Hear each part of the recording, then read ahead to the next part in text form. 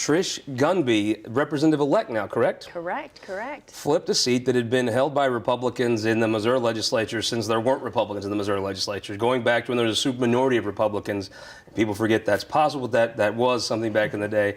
The area you held was held by Republicans from Pat Seacrest to John Loudon, Stephen Blanton, and you flipped it. Tell folks about yourself and about how this campaign came to be. Well, I appreciate the opportunity to be here. I've actually lived in the district 25 years and worked professionally at City Court Mortgage in Purina. Raised my family, ended up staying home to raise my kids, active in Parkway Schools and also at my church, and most recently was doing voting rights work in the St. Louis area. And so when Gene Evans resigned, I saw this as an opportunity to run for office. So that's got to, I always find these conversations to be very interesting. You're sitting around a kitchen table or you're on the couch and you're like, you know what, we have a great life here and we live in the suburbs and I'm active in all these things. I think I'm going to upend our life and run for office. How does that conversation start for you? Well, the way it happened for our family is we were actually visiting my husband's mom and not really paying attention to what was going on in St. Louis. And I started getting emails and text messages and phone calls saying, don't you live in the 99th district? And I asked my husband, what's happening? And started talking to people, and people started reaching out first and saying, I think you need to do this. I just had a brief conversation with my husband at the time, thinking he'd say exactly what you just said. And his response was, I think this would be perfect for you, and I think that's what you should do. So here we are. That's excellent. Your campaign was very different. I remember there was a campaign, I think, that people forget, but made a lot of change in South St. Louis County when Scott Sifton ran against Sue Shamel. Scott Sifton ran to the left on abortion rights, and most of the time you would have thought you wouldn't win. I think Scott Sifton fundamentally changed the dynamic of abortion rights in the state, but because he won. You took a race and you directly talked about a lot of social issues. LGBT rights is something that you had no problem talking about that a lot of times people don't. Gun control, abortion rights. These are issues that most of the time I think candidates that would run in those areas would back away from. You stepped right toward them. Do you think that was a difference in the race? Did it fire some people up or it just seemed different from the outside looking in? Right. Well, I do think it was a difference for the race. I do think it fired people up. My intent was I told people, Google my name. I was working on these issues before this opportunity arose, so I really didn't have to craft a platform. My platform I had been living for a number of years. I had started out doing LGBTQ inclusion in my church. I'm a Methodist, and that denomination is likely to fracture next year. So I was doing work around that. Michael Brown happened. I started getting involved in some racial justice issues, and then got involved in voting rights work following the 2016 election and was part of a group that helped get the photo ID law tabled, and now we're before the Missouri Supreme Court waiting to hear their verdict on that. When you go to the doors and you hand them your information, they see this, did you have some people get into some conversations with you that you were able to kind of see where they were coming from, or is that district, I guess, is in line with you on those issues as it is the way they voted? Well, early on, we spent a lot of time just telling people there was a special election. Sure. For literally the first 2 months, people were unaware. So you spend a lot of time just reminding that there's a special election. And then the second thing I got asked was, are you crazy? Why would you want to go there? Why would you want to do this? Why would you want to upend your world? So that was about another month. So by the time we got to the issues piece, it was really late in the campaign.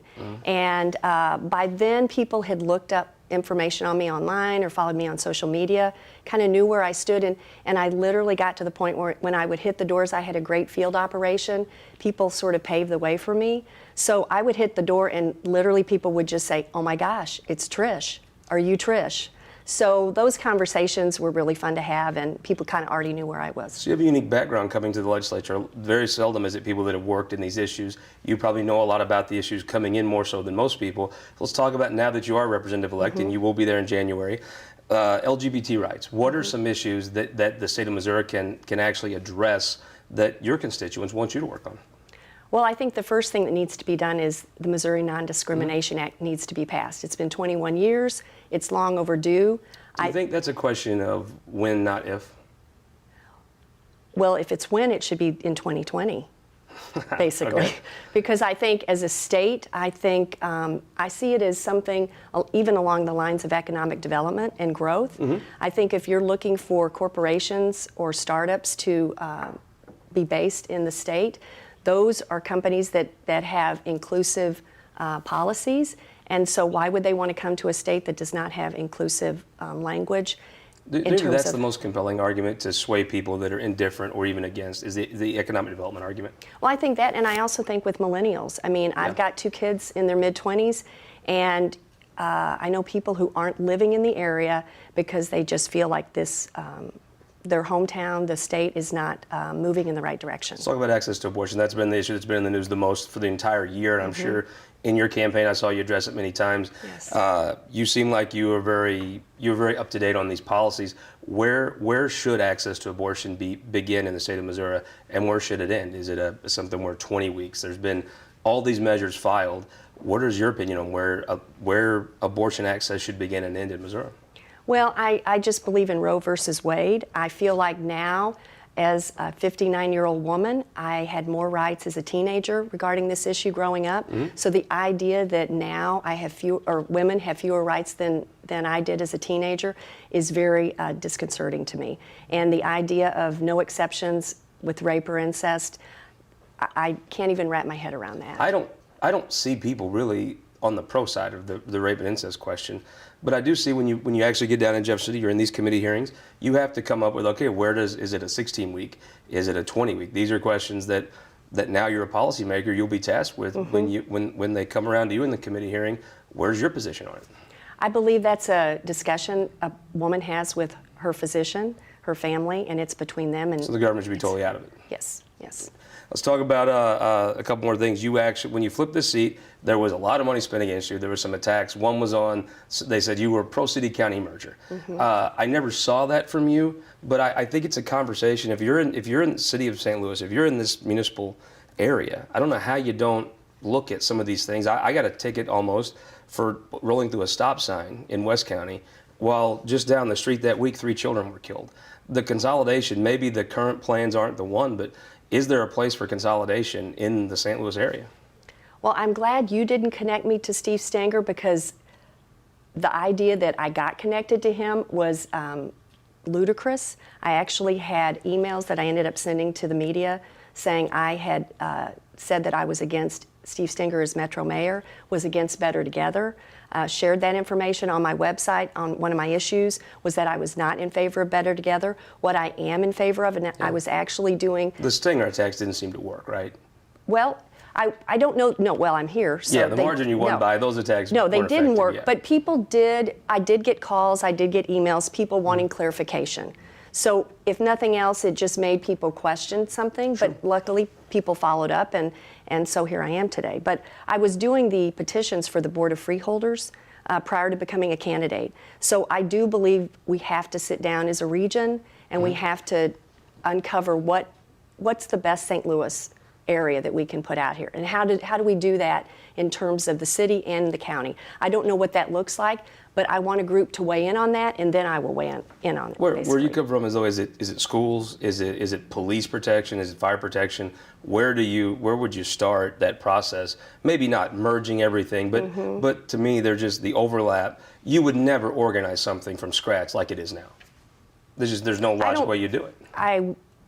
I don't think, I mean, the idea of creating what we have now from scratch, that does not work for me. No, not at all. So I think you have to look at all of those dynamics. I know obviously if you're in the city, the school situation and public education, and as you move, farther away from the city in terms of schools and all of that, I think people just need to realize that we're all in this together, and we want all of our children to be educated equally, equitably.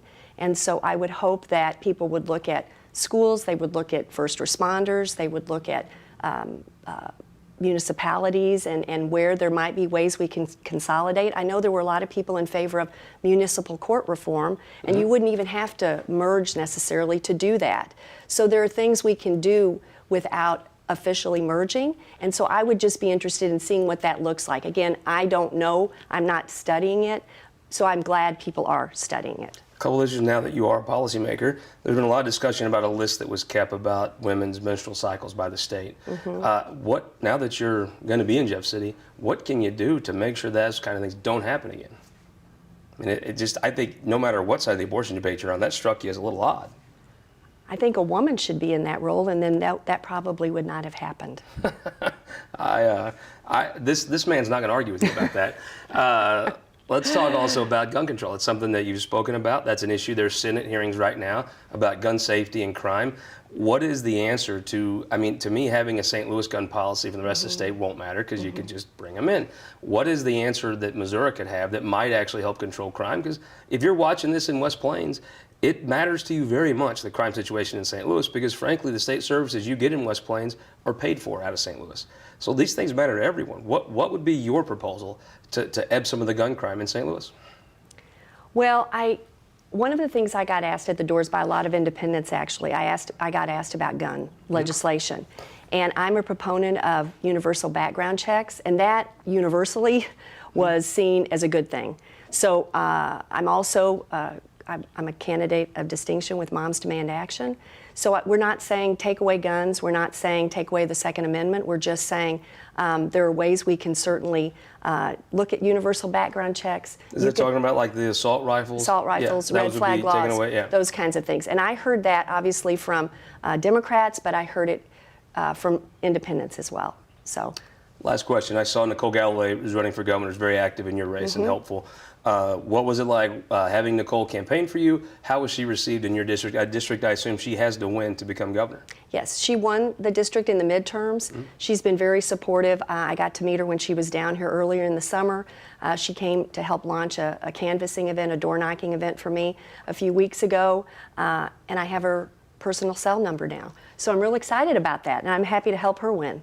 Well, I want to thank you for coming on This Week in Missouri Politics and sharing your views. Hope you'll come back as you actually get in the legislative swing of things next year.